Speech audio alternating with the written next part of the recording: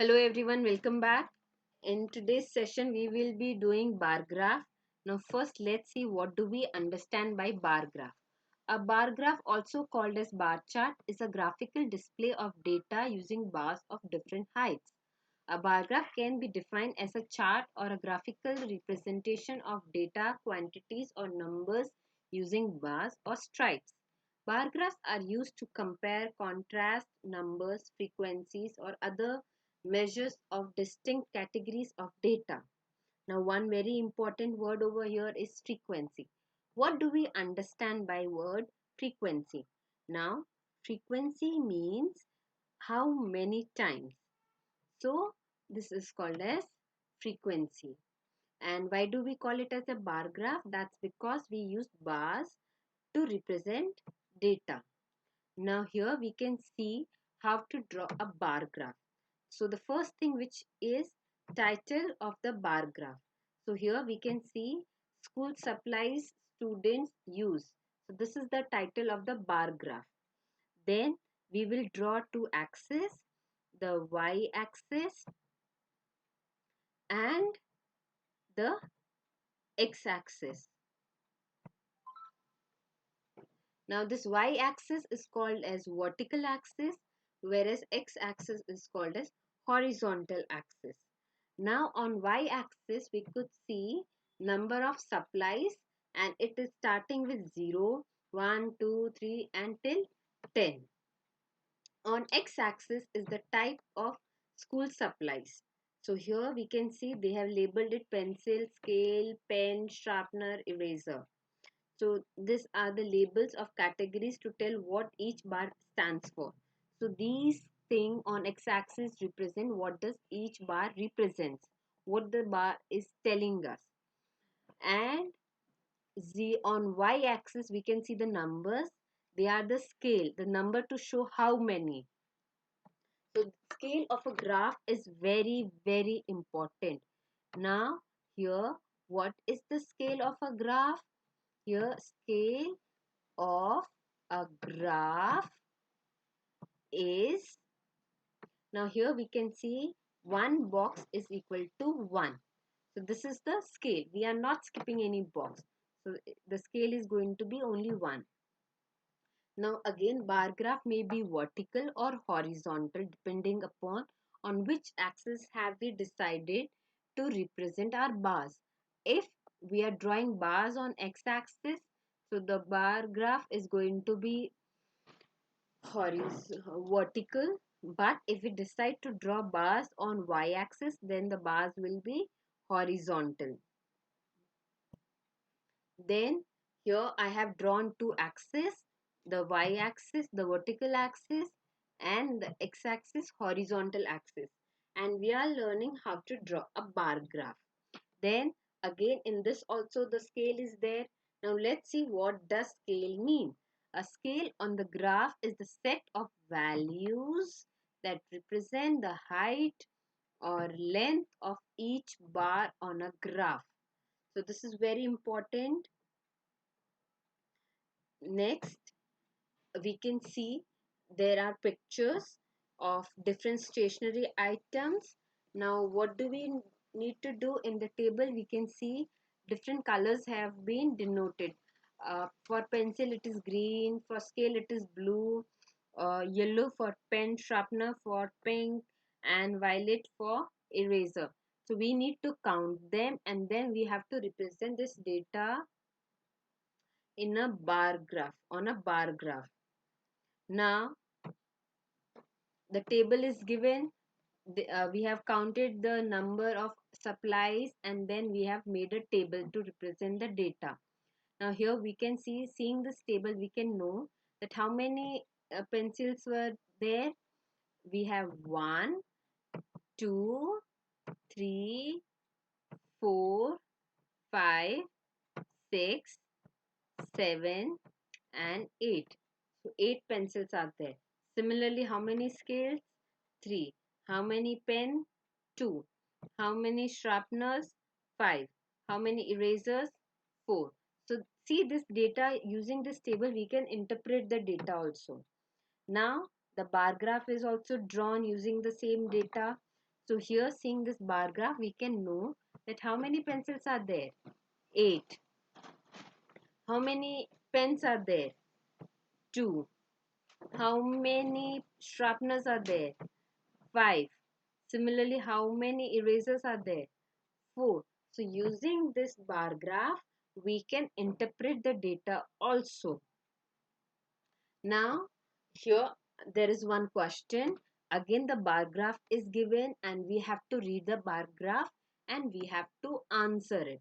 Now, in this bar graph, different shapes are given and number of votes. Now, what does this data represent? Students of grade 2 voted for the shape they like to draw the most. So here we can see the number of votes and the shapes for which the voting took place. So based on this bar graph, there are few questions. Let's see them first and then we will try to answer them. So the question number 1 is, which shape was the most popular? How many votes did the square get? How many votes did the rectangle get? How many votes did the pentagon get? How many votes did the hexagon get?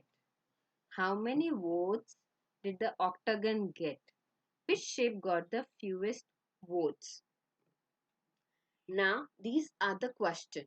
Now, one more important thing over here is that all the shapes over here, triangle, square, rectangle, pentagon, hexagon, octagon are 2D shapes. What type of shapes are they? They are 2D shape, two-dimensional shape. And why do we call them 2D shape? That is because these shapes can be represented only in two ways, two dimensions. One is their length and other is their breadth. So that is the only way. Their third dimension is missing. So that's why they are called as 2D shape. So now let's check the answer for these questions. So here, answer number 1, which shape was the most popular? It's octagon. Now why it is called as octagon? That's because octa means 8. So the shape polygon which has 8 sides is called as octagon. How many votes did the square get? Square got 4 votes. How many votes did the triangle get? 6. Now again, tri means 3. A polygon, a shape with 3 angles is called as triangle. Very nice. How many votes did the pentagon get? 5. Now again, penta means 5 and pentagon has got 5 votes. How many votes did the hexagon get? 4 and hexa means 6. So the shape which has 6 sides is called as hexagon. How many votes did octagon get? 7. Which shape got the fewest votes? That is rectangle. Now let's move further.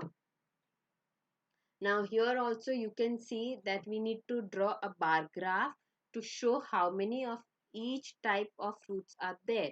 A picture is given, you have to count the number of fruits and then using this picture, using this data information, you have to draw a bar graph. So here the bar graph, the bar is already given to you. So the numbers are labeled, the names of fruits are there. So still you need to label it. Yes, the name of the graph, the title of the graph is also given. Now let's see how we can draw this bar graph. So this is how the bar graph will look. Now seeing this graph, we can read how many apples were there in the picture? 6. How many oranges were there? 4. How many bananas were there? Again 4. How many watermelons were there? 3. And how many pears were there? Only 1. So here we can see the title of the bar graph, then your y-axis is labeled, your x-axis is labeled, names of fruits are there, and yes, important thing, where is the scale? So scale is also given,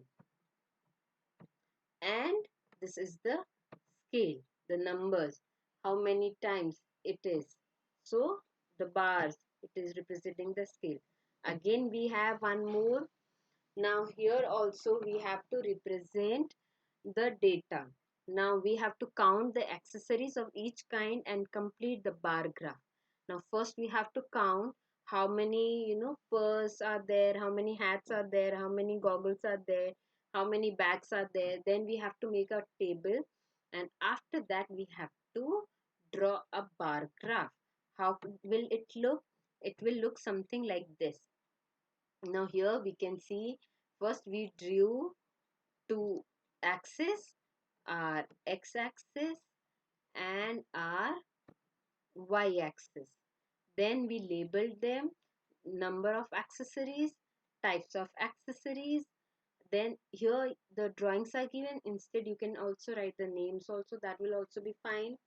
So here seeing this we can know that there were 8 hats, 10 purse, 5 goggles and 3 bags. So this is there. So bye everyone. Thank you so much. See you in the next video.